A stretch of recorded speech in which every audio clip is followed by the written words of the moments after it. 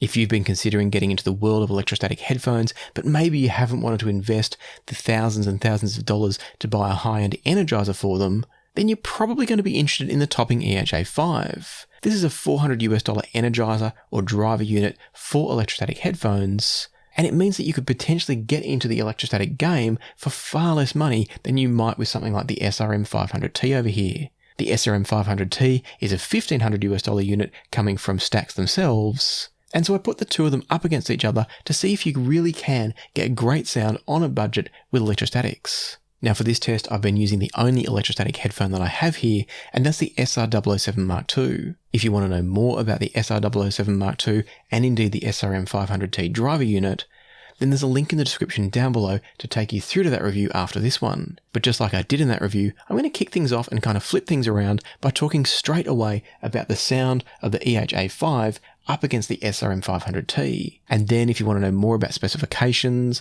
and the ins and the outs and what's going on in this unit, I'll go through all of that after we talk about sound quality. Having just come off my review and the listening tests I did for the SR-007 Mk2, I thought the easiest way to get an understanding of the EHA5's sound and performance was to compare it directly with the SRM-500t, again driving the SR-007 Mk2 headphones. One of the tracks I listened to for this test was Digitonium by Turquoise. And starting off on the SRM-500t, the sound was punchy, energetic, engaging, just generally enjoyable. Moving over then to the EHA5, and the sound all got a bit tighter, a bit quicker and punchier, but also a little bit less rounded.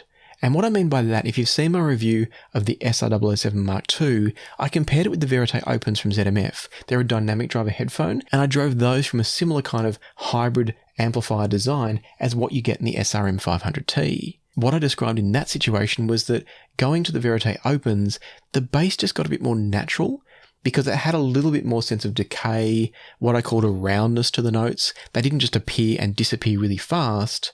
They lingered just a tiny, tiny moment longer, and it did make the sound more natural. I feel like the same thing that happened, so the Verite Opens were a little bit more natural, and the SR-007 Mk2 from the STAX driver was a little tiny bit less natural.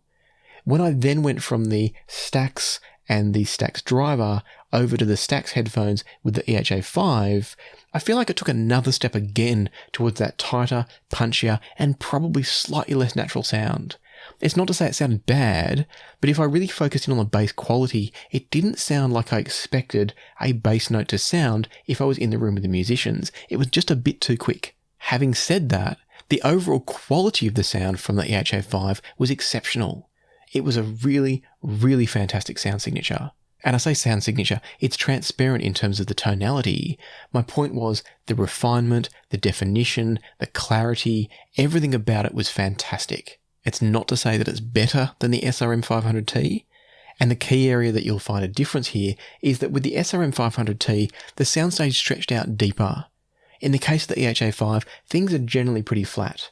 So you get excellent imaging and separation in a left-right plane, but very little, if any, layering and depth. I also feel like the sound is a bit more textured and a little bit more resolving from the EHA5. And it's probably going to come down to the fact that the EHA5 is a pure solid-state design, whereas the SRM-500t is a hybrid.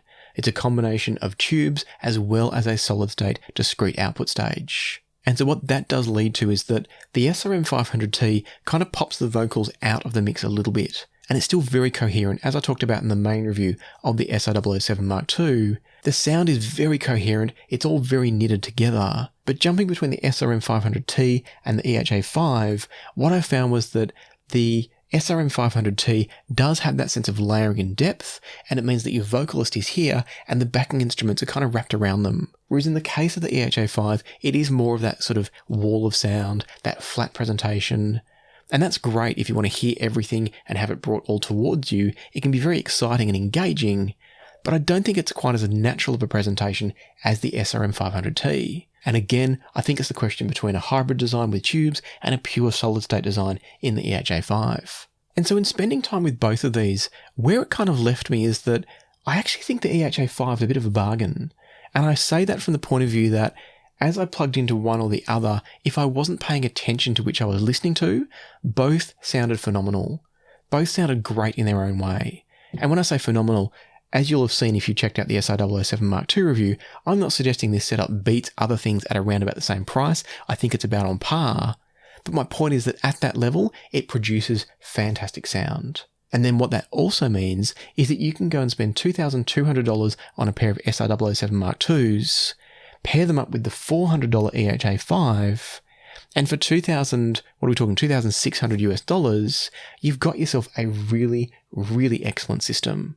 Now, I do think you can get even better sound by going to something like the STAX energizers or other brand energizers, particularly if they're using discrete output stages and or tubes. I think the thing that holds back the EHA5 is that normal, I don't mean this to be a topping bash, but that normal kind of topping sound. Topping are very, very good at making wonderful measuring, wonderful kind of specification sheet products, but unfortunately they're also wonderful at making very flat sound stages, and that is an issue with the EHA5, but at the same time, you don't tend to notice it when you plug in something like the SR-007 Mk2 and just enjoy the music.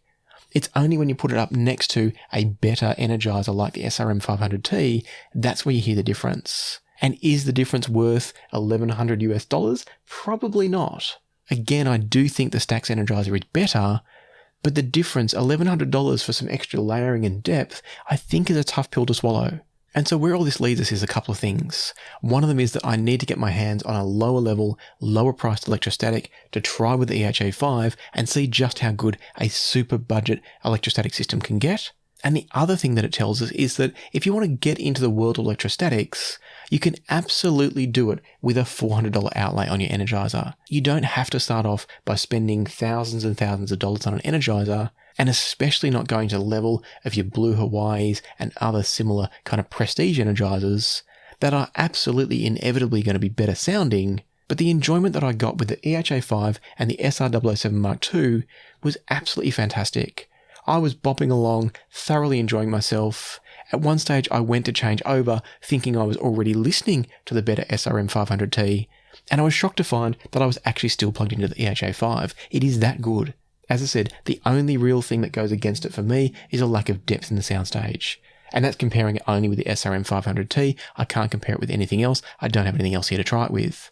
And so that kind of sums up the sound quality and the enjoyment factor. But before I wrap up, I should give you a quick tour. If you are looking at the EHA5 and you want to know a little bit more about it, let me quickly show you what you get. As you can see here, it's quite a compact box. It's also quite a weighty box. There's a number of transformers inside because this has to output a 580 volt bias to the diaphragms in your electrostatic headphones. And then it's also producing up to 700 volts RMS into the same headphones.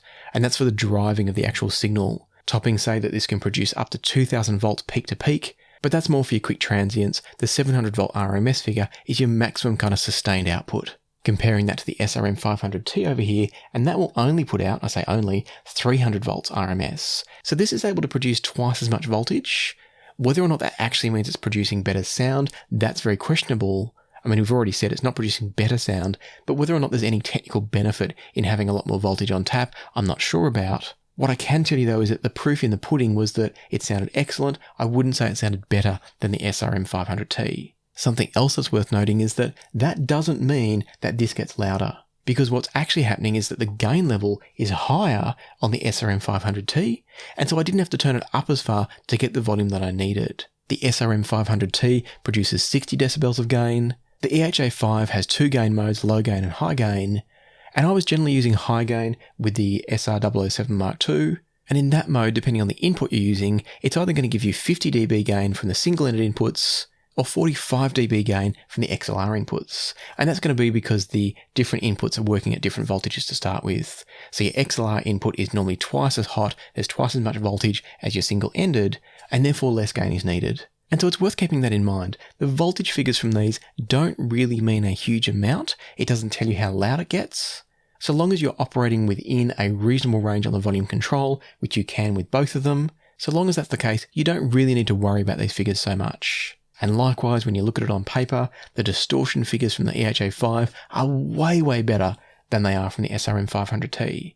But as you just heard me talk about, that doesn't result in better sound quality. The reality is the sound from both of these is fantastic. You could say that the sound is a bit cleaner and more resolving in some ways from the EHA5. And certainly it's quite an accepted fact that tubes introduce more distortion than a solid-state stage that's well designed. But when it comes to the actual listening, other than the slightly different presentation, that slightly more kind of textural and resolving sound from the EHA5, other than that, the SRM-500t is doing things better. And that again comes back to the ability to produce that layering and depth in the soundstage. And that sort of characteristic to the sound delivery is not going to be told to you by those distortion figures. So don't get caught up in the distortion figures, but at the same time, don't think that that means I'm saying that EHA5 isn't great, because I think it's fantastic. As I said, I think if you want to get into electrostats without spending too much money, this is a brilliant way to go. And so just the final things to cover off before we wrap this one up is to give you a super quick device tour. And that's to say that on the front of the device, we've got a switch here that chooses between off, the balanced input and the single-ended input, so it's much easier to toggle your inputs on the EHA5 than it is on the SRM-500t. The SRM-500t has the toggle on the back of the unit, so it's really a case where you're going to choose one input and stick with it. We've then got our gain switch, we've got a single output for the headphones, whereas the SRM-500t does give you two if that matters to you. And then we've got our volume control over here, no balance control. So again, the SRM-500t has an edge there. It's of course not worth $1,100 difference, but it is a nice benefit having balance control for those that need it. And then around the back, on the back of the device here, we've got a DC input. So this has an external wall wart rather than the internal transformers or whatever's going on inside the SRM-500t. We've got a USB-C socket, that's for firmware updates. This also has a 12-volt trigger, which is a nice touch. So if you want it to actually switch on automatically with your DAC switching on, for instance, you can do that. And then we've got our inputs and outputs, both XLR and RCA. And this is another point of difference from the SRM-500t. On the 500t, it has just XLR in, no XLR out. It does have RCA in and RCA out as well. And the whole idea of this on both devices is that when you're not using the energizer, you can pass on the signal coming into it to another device. So you can go out of your DAC into one of these inputs and then out of the other input onto your next headphone amp, speaker amp, etc. What's really nice about the EHA5, and I think a really good benefit, is that if you do want to run it balanced, you can output that balanced signal when you're not using the EHA5. And so it makes it a bit more versatile and a bit more easy to integrate into a multi-device chain. And so where all this brings us to is that I think the EHA5 is really cool. Something that I haven't told you yet. When you look at the front of the EHA5 and you switch it on, there's some grills at the front and there's this kind of gentle orange light that comes on when you switch it on. It makes it look like maybe there's tubes on the inside. There's absolutely not. It's a fully solid state design. And I'm not necessarily sure that I'm a fan of this part of the design.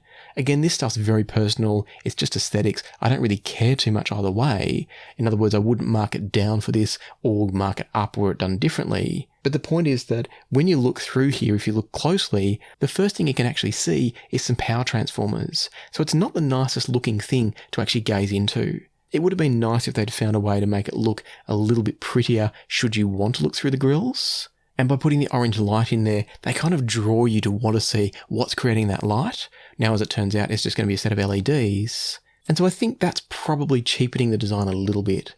It's almost like they're trying to make it look like a tube product, but then when you go looking and searching, all you see is power transformers. I think that's a little bit of a shame. But as I said, it's a minor thing. I wouldn't knock it down for that or have any criticisms of it. It was just, for me, I was kind of excited when I saw the light and I thought, oh, were there tubes going on in there? Then I looked closer. All I saw was wiring and a couple of little transformers in there, and it wasn't such a nice experience as a result. But as I said, it's a minor thing, just something I thought I'd mention. And so at this point, hopefully you've got the sense that the EHA5 is a real winner of a product.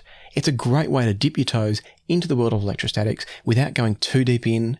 I think the performance is exceptional for what you're paying for it. You can absolutely get better sound by spending more, but it's not like you're getting $1,100 more performance by spending $1,100 more money. And that for me makes the Topping EHA5 great value. And I look forward to getting a cheap, entry-level kind of electrostatic to see just how well a budget electrostatic system can perform. And so if you want to see that kind of content, if you want to see me check out a budget electrostatic headphone and put it with the EHA5 up against a similar level of price headphone system using a dynamic or a planar magnetic headphone, then make sure you hit the like button, subscribe if you haven't already, and let me know in the comments down below, is there a particular budget electrostatic that you think I should buy to pair up with the EHA5? I look forward to reading those comments and hopefully seeing lots of likes on this video so I know that's a path you want me to go down. But for now, I think it's time for me to leave it to the music, so happy listening, and I'll see you here next time on Passion for Sound.